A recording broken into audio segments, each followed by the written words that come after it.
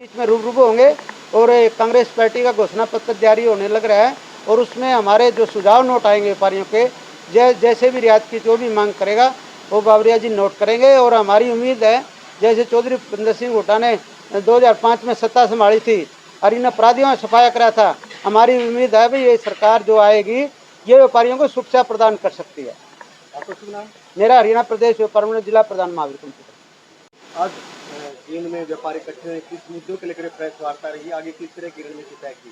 13 तारीख को उस होटल में यही 7 बजे का कार्यक्रम है। इसमें हमारे माननीय जो कांग्रेस कमेटी के प्रभारी हैं दीपक बाबू, प्रेस कॉन्फ्रेंस इसलिए थी, हमारा 13 तारीख का कार्यक्रम है, न्याय चौपाल है, व्यापारियों को न्याय चौपाल, जिसमें मुख्य अतिथि दीपक बावरिया जी होंगे और उनके सामने व्यापारी अपने सुझाव रखेंगे। जैसे कानून व्यवस्था आज बिल्कुल ठप पड़ी है, जैसे अफसर शाही व्यापारी पर हैवी है, जीएसटी का मामला भी है, और भी जैसे जो भी हमारे व्यापारी सुझाव रखेंगे, जैसे मुआवजे की बात है, आगजनी घटनाएं डेली होती हैं, और भी जीएसटी को लेके जैसे डिमांड व्यापारियों की ये है भाई, जब बीजेपी सरकार ने जीएसटी लागू किया था ये कहा था भाई 8 से 12% से आगे जीएसटी नहीं होगी, आज 28% है। और उसमें सबसे बड़ी दिक्कत ये भी है, जब भी कोई अगर रिटर्न भरने में खामी रह जाती है, पहले 28% भरो और खामी का नाम का 28% फिर भरो, तो दिक्कतें काफ़ी हैं। सबसे बड़ी तो कानून व्यवस्था की है।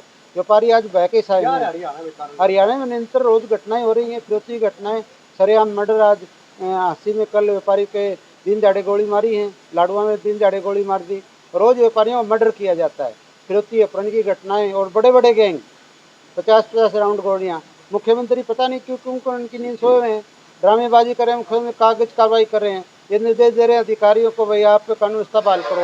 मैं मुख्यमंत्री से एक बात पूछना चाहूँगा, किसी थाने में जाके आपने देखा है जहाँ 25 कर्मचारी की जरूरत हो तो 5 कर्मचारियों में भर्ती करो पुलिस की, ना इनके पास कोई आधुनिक हथियार।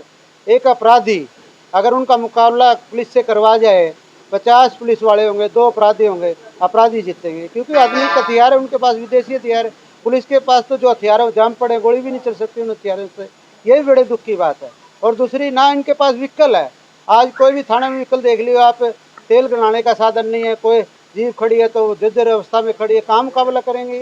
ये कागजी कार्रवाई करने की बजाय, कागजी पहलवान बनने की बजाय मुख्यमंत्री ने बिल्कुल बंदोबस्त बांधना चाहिए। सबसे पहले तो पुलिस को बजट देना चाहिए, बजट तो उनके पास है ही नहीं। आज यहाँ कैमरे सारे जो लगाए थे सरकार ने, सारे कैमरे खराब हैं और प्रशासन ये कह रहा है हमारे पास पैसे का बंदोबस्त नहीं, कहाँ से ठीक कराएंगे। तो ये बंदोबस्त करना सरकार की जवाबदेही है, क्योंकि व्यापारी एक ऐसी कौम है जो सरकार का टैक्स भरती है, सरकार का खजाना भरती है।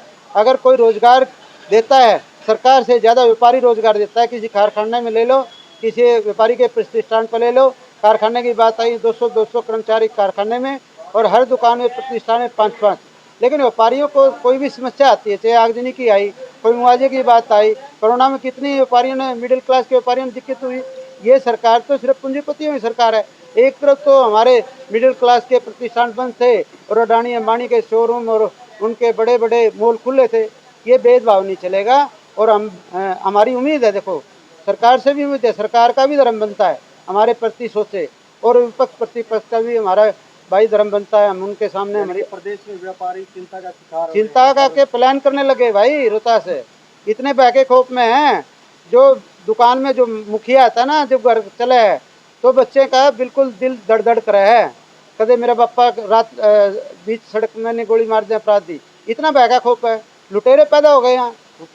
रोजगार सरकार का संरक्षण मैं बताना चाहूँगा, ये सत्ताधारी नेता अगर संरक्षण छोड़ दें, ये इस्तेमाल करते हैं इन बदमाशों के प्रॉपर्टी कब्जाने के लिए, इसलिए इनको संरक्षण देते हैं। बड़े बड़े नेता इनके सारे बड़े बड़े प्रॉपर्टियाँ कब्जे कर लेते हैं, संरक्षण देते हैं।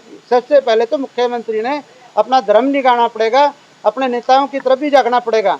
ऐसी जो नेता हरकत करें, जो इनको संरक्षण देते हैं और जमीन कब्जाने का काम करते हैं, उनका भी इलाज पक्का करने पड़ेगा और बदमाशों का भी इलाज पक्का करने पड़ेगा।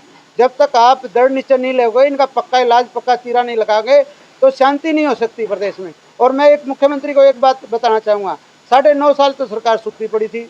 ईव घोषणा का पिटा, जादूगर पिटा रहा, जो जादूगर नहीं है भाई, 100 का नोट 1000 रुपये बना दे मिनट में, वो काम मुख्यमंत्री कर रहे हैं।